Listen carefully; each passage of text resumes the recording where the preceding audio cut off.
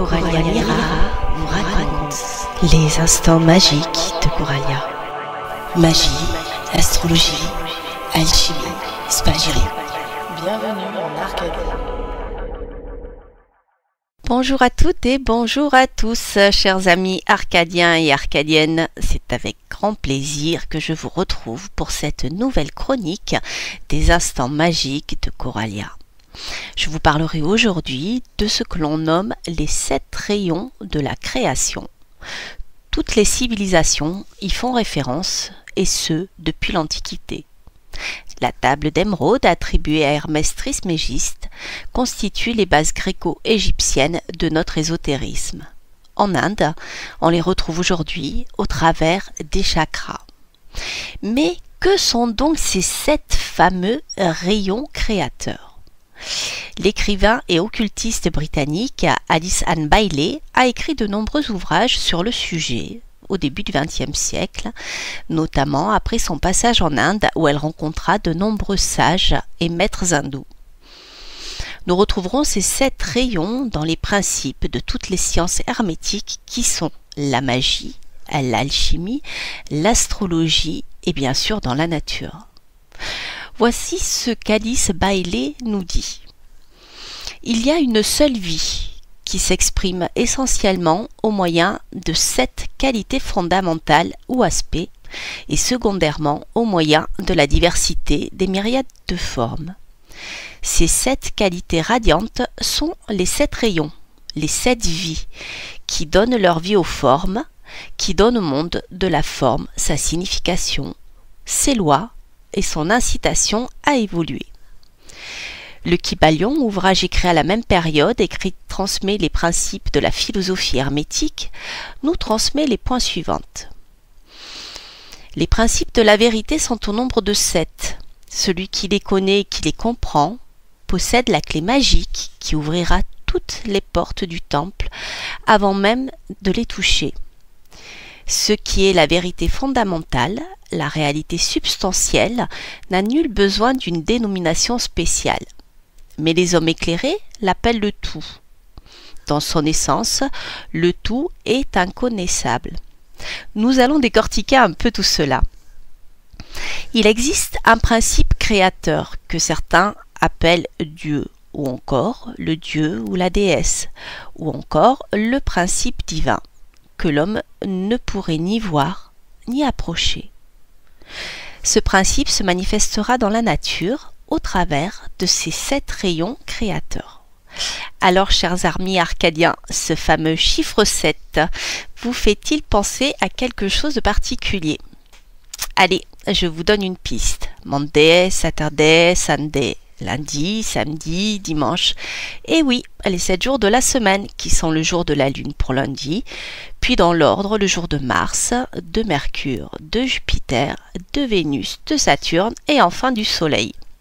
Nous les retrouvons dans les jours de la semaine, car dans l'Égypte antique, les astrologues ont attribué un dieu à chaque jour, mais aussi à chaque heure du jour et de la nuit.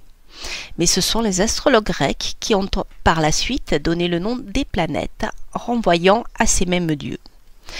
Toutes ces notions sont un peu complexes, aussi je ne rentrerai pas dans le détail, mais on peut notamment les retrouver dans le symbole de l'étoile des mages, où l'on peut voir l'ordre des jours de la semaine, mais également celle des heures planétaires.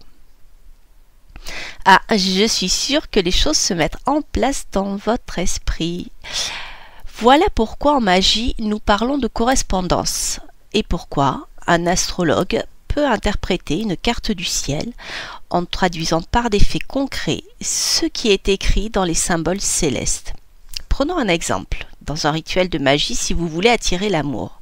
Allez, je prends cet exemple car je sais qu'il parlera à beaucoup d'entre vous. Pour un rituel destiné à renforcer vos liens avec la personne aimée, ou tout simplement pour transmettre un message d'amour à l'univers, car il faut dire qu'en ces temps troubles, nous en avons bien besoin.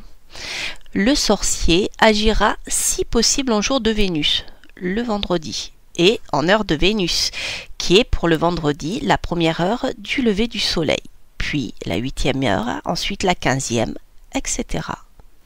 Si par exemple le soleil se lève à 7h18, Eh bien, vous serez en heure de Vénus pendant 1 heure, puis à nouveau à 14h25 et ainsi de suite. Vous trouverez de nombreuses applications pour votre ordinateur ou même votre smartphone qui calculent ces heures et qui vous aideront à comprendre la logique, car ce sera un petit peu trop long à développer dans cette chronique. Je reprends donc mon rituel magique. Vous l'avez compris, nous sommes sur l'un des 7 rayons créateurs, sur lequel se trouve Vénus, car Vénus est la planète significatrice générale de l'amour. Alors je vous pose une question. Pourquoi choisir une bougie rose? Eh bien, parce que le rose se trouve sur le même rayon créateur que Vénus. Pourquoi choisir une rose comme la Rosa damascena, la rose à l'odeur puissamment douce et suave comme offrande à la déesse, ou encore la verveine? Parce que la rose et la verveine officinale sont toutes les deux des plantes rattachées au même rayon créateur que Vénus. Vous avez là un exemple parfait de ce que l'on appelle dans l'hermétisme le principe des correspondances. N'oubliez pas les métaux, le cuivre étant en lien direct avec le rayon de Vénus. Durant vos rituels, vous pourrez porter un bijou en cuivre ou fabriquer un outil rituelique en cuivre, la lame d'atamé ou encore un chaudron en cuivre. Allez, encore une question. Nous avons parlé de l'Inde. Qu'est-ce qui est arrivé jusqu'en Occident via le tantrisme? Eh oui, les chakras, qui sont d'ailleurs au nombre de... Eh oui, 7. Le symbolisme rattaché au chakra, appelé encore porte, et à la Kundalini, cette énergie créatrice qui rattache l'homme sur Terre à sa nature spirituelle, est également extrêmement parlant. Pour que cette énergie puisse circuler librement et permettre à l'être humain de devenir un homme ou une femme accompli, tant sur le plan physique que sur le plan spirituel, tous les chakras doivent être ouverts. Dans le cas de blocage d'un chakra, l'énergie ne peut circuler librement. On retrouve également cette énergie appelée Qi ou Chi dans le Feng Shui, science qui s'applique à ce que l'énergie circule parfaitement dans une habitation et qu'un équilibre entre les éléments soit respecté. Mais j'y reviendrai dans une prochaine chronique. Revenons au chakra et à l'amour inconditionnel, l'amour universel. Eh bien, nous travaillerons sur le chakra du corps astral appelé Anahata, rattaché au chakra du cœur. Pour stimuler ce chakra, il est possible d'agir avec des cristaux rattachés à, eh oui, Vénus encore et toujours. La couleur de Vénus, le rose, mais aussi les couleurs tendres comme le vert. Lors d'un rituel de magie, vous pourrez également travailler avec les cristaux. Pour notre exemple, je le rappelle pour les auditeurs qui prendraient l'émission en cours de route, vous pouvez garder sur votre autel ces cristaux de la couleur attachée au rayon sur lequel se trouve Vénus.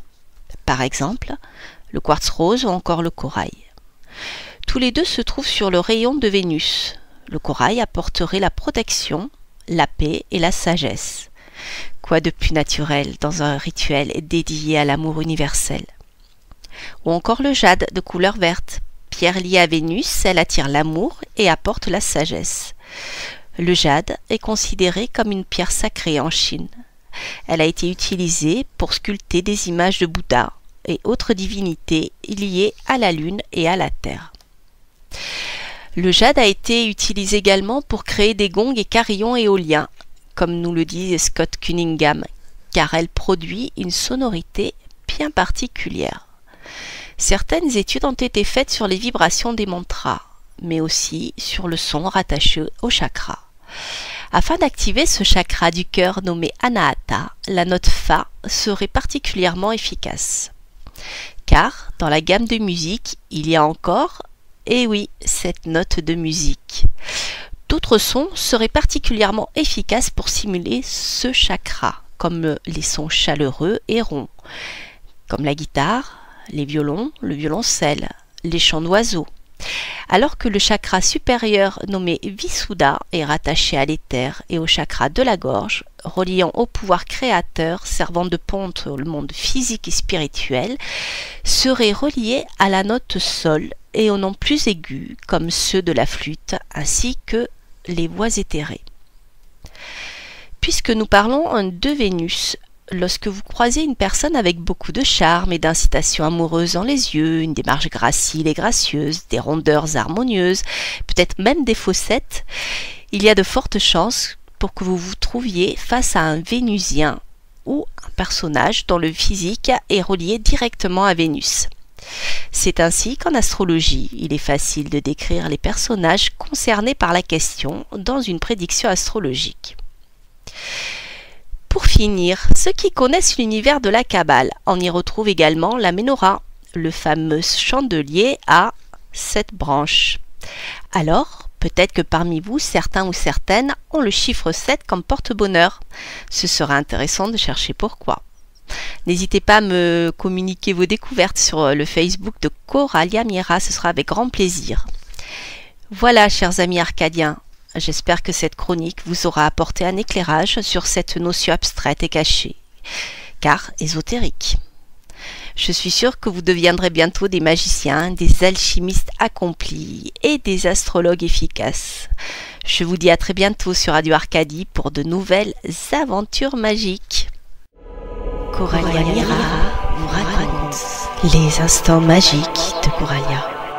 Magie, astrologie, alchimie, spagyrie.